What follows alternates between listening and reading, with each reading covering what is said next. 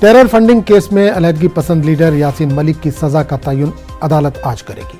गुज़िश्ता दिनों इस मामले में दिल्ली की एनआईए कोर्ट ने यासीन मलिक को कसूरवार करार दिया था। पिछली समाअत के दौरान अदालत ने एजेंसी को यासीन मलिक की माली हालत का पता लगाने की हिदायत दी थी। इसके साथ साथ अदालत ने यासीन मलिक से असासों से मुतालिक हलफनामा भी देने को कहा था। दरअसल यासीन मलिक ने अलहदगी पसंद सरगर्मियों से मुतालिक केस में अदालत में अपने खिलाफ तमाम इल्जामात को तस्लीम किया था। और इस पूरे मामले पर बात करने के लिए हम सीधे रुख करेंगे दिल्ली का, जहां सामान्य मानद सुशील पांडे इस वक्त जुड़े। सुशील, टेरर फंडिंग केस में आज यासीन मलिक की सजा सुनाई जा सकती है, कब तक सजा का ऐलान हो सकता है? जी देखिए, आज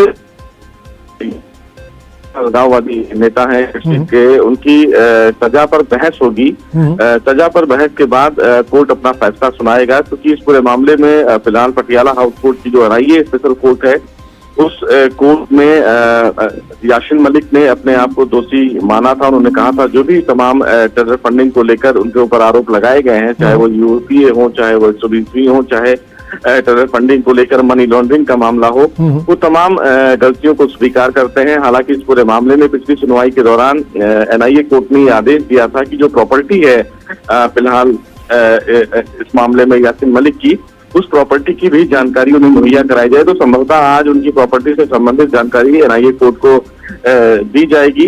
इस पूरे मामले में ज्यादा से ज्यादा कितनी सजा यासीन मलिक को दी जाए, इस पर फिलहाल बहस होगी। हालांकि अगर कोई भी मामला, इस मामले को लेकर कोई भी आरोपी अगर अपनी सजा को कबूल करता है तो अदालत उसकी सजा को कम करने पर भी विचार कर सकती है। लेकिन जिस तरह आरोप लगाए गए हैं यासीन मलिक पर, ऐसे में संभवतः यह माना जा सकता है कि उनको उम्र कैद की सजा कोर्ट के द्वारा दी जाएगी।